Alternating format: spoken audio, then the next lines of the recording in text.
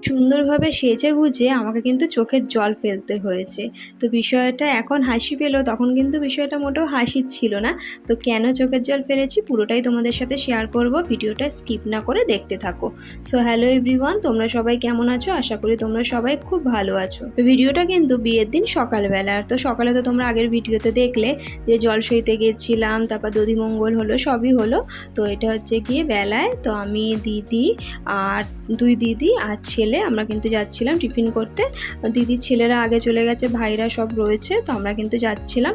এই দেখো ছোট ভাইও কিন্তু চলে এসছে। এই যে প্যান্ডেলটা দেখতে পাচ্ছ, এটা কিন্তু আমাদের বাড়ি থেকে কিছুটা দূরে প্যান্ডেলটা হয়েছে। আমার বিয়ের প্যান্ডেলও কিন্তু এখানেই হয়েছে, খাওয়া দাওয়ার প্যান্ডেল।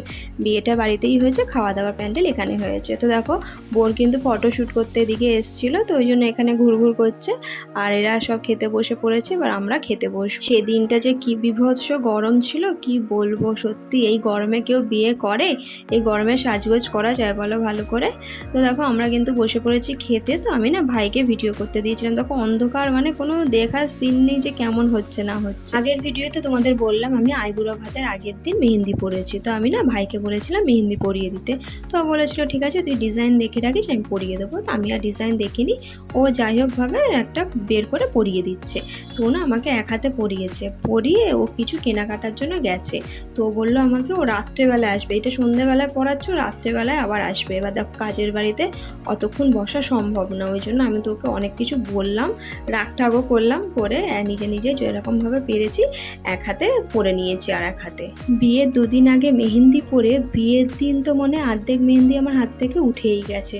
আমি তো বোনকে সারাক্ষণ খালি শুনিয়েই যাই, কারণ মা ধরো আইবুড়ো ভাত থেকে ওই দিকেই রয়েছে। এবার ঘরে টুকটাক কাজ তো খাওয়া দাওয়া ওখানে হচ্ছে, কিন্তু টুকটাক কাজ তো থাকে। এবার সেগুলো তো আর মা ঘরে করতে পারছে না, সেগুলো আমাকেই করতে হচ্ছে। তো ওই জন্য এত জল ঘাটা পড়েছে, তো আমার অর্ধেক মেহেন্দি কিন্তু আমার বিয়ের দিনই উঠে গেছে। তো এদিকে বোন আর কাকা দুজনেই কিন্তু বৃদ্ধির কাজে বসে পড়েছে।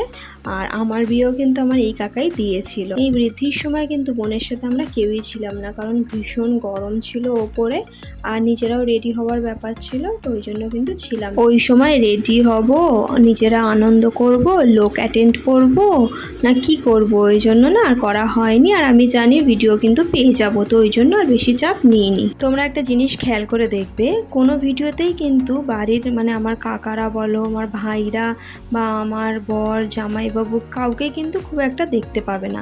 তারা তো ভীষণ বিজি ছিল আইবুড়ো ভাত থেকেই বলতে পারো। তার আগে ধরো টুকটাক হয়েছে, কিন্তু আইবুড়ো ভাত থেকে তো একদম মেন কাজ শুরু না। তো ওই জন্য ওদেরকে কিন্তু দেখতেই পাবে না, কারণ ভীষণ কাজে ব্যস্ত ছিল সবাই। যে ব্রাহ্মণ, ওনাকে এক ভিডিওতে ভালো বোঝা যাচ্ছে না, উনিই কিন্তু আমার বিয়েও দিয়েছিল। তো একটা জিনিস খালি আলাদা হয়েছে, আমার বিয়ে বাড়ির সামনে উঠোনে হয়েছিল, আর বোনের বিয়ে হচ্ছে আমাদের ছাদে। এইটাই হচ্ছে তফাৎ। তাছাড়া যেমনি ধরো রাস্তা সাজানো বলো, তারপর যেখানে খাওয়া দাওয়ার প্যান্ডেল, ওগুলো কিন্তু সেমই হয়েছে। বৃদ্ধির কাজ সেরে বোন কিন্তু ফটোশ্যুট করতে চলে গেছিলো গঙ্গার ধার ভাইয়ের সাথে, আর ক্যামেরাম্যানরা তো ছিল। তো তারপর ওকে আশীর্বাদ করতে এসছে, ফোন করা হলো, তারপর কিন্তু ও বাড়িতে আসে। এদিকে আশীর্বাদ পালা চলছে, আর ওদিকে কিন্তু আমি রেডি হচ্ছিলাম গায়ে হলুদের জন্য। তো এবার বলি আসল কারণটা, যে কেন চোখের জল ফেলেছি। তো আমি যখন ওদিকে রেডি হচ্ছিলাম, তো তখন আমার সামনের বাড়ির দাদা তো ওকে ভিডিও ক্যামেরা করছিল। তো আমাকে বললো তাড়াতাড়ি রেডি হো, তোকে ফটো তুলে দেবো, কারণ তোমরা তো সবাই জানো আমি ফটো তোলার জন্য পাগল। তো আমি সেই মুছে রেডি হয়েছি, আমি তাড়াহুড়ো করে রেডি হয়েছি, পুরোপুরি রেডিও হতে পারিনি, কারণ গায়ে হলুদ শুরু হয়ে গেলে এখন তুলতে পারবো না। যথারীতি আমি তাড়াতাড়ি রেডি হয়ে বেরিয়েছি, আর আমি দুজনকে সাথে নিয়ে গেছিলাম যে আমরা 3 জন ধরো ফটো তুলবো। আমি কিন্তু ছেলেকেও নিইনি। তো যে প্রথমে যে জায়গায় গেলাম সেখানে ভীষণ রোদ্দুর ছিল, ওই জন্য বললো এখানে ভালো হবে না, তাহলে আর এক জায়গার কথা বললে তাহলে ওখানে চ। তো সেই বুঝে ধরো আমরা এগিয়ে গেছি। তারপর ক্যামেরাম্যানরা আসছে পেছনে।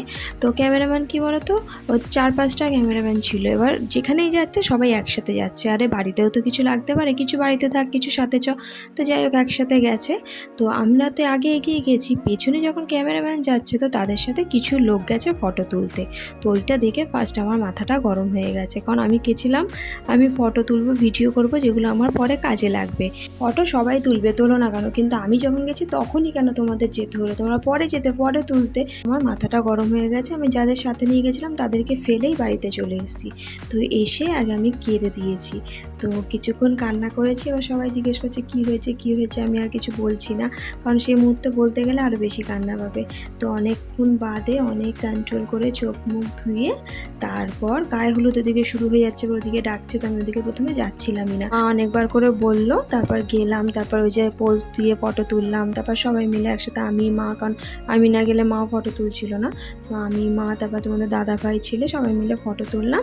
তো এইটাই হচ্ছে আসল কারণ আমার কান্নার। তো দেখো আমার কাহিনী বলতে বলতে গায়ে হলুদের নিয়ম কিন্তু সব কমপ্লিট হয়ে গেল। আর হ্যাঁ, গায়ে হলুদ মিটে যাওয়ার পর তারপর কিন্তু আমি, ছেলে আর তোমাদের দাদা ভাই গিয়ে কিন্তু কিছু ফটো তুলে নিয়েছিলাম। স্যাটিসফাইড হয়নি কিন্তু তাও তুলে নিয়েছিলাম কিছু। তো যাই হোক, দেখো এদিকে কিন্তু সব হলুদ মাখামাখি চলছে, তো ভাইরা ছিল, বৌদিরা ছিল, তো সবাই মিলে হলুদ মাখামাখি হয়েছে। আর হ্যাঁ, গায়ে হলুদের সাজে আমার কেমন লাগছে অবশ্যই জানিও। আর আমি যে শাড়িটা পরেছি, যেহেতু কুলোর দায়িত্ব নিয়েছিলাম, তো সেই জন্য শাড়িটা কিন্তু আমার বিয়েতে পাও না। তো চলো আজকের মতো টাটা, দেখা হবে নেক্সট ভিডিওয়ে। আর ভিডিওটা ভালো লাগলে লাইক কমেন্ট শেয়ার করতে ভুলো না কিন্তু। Bye bye.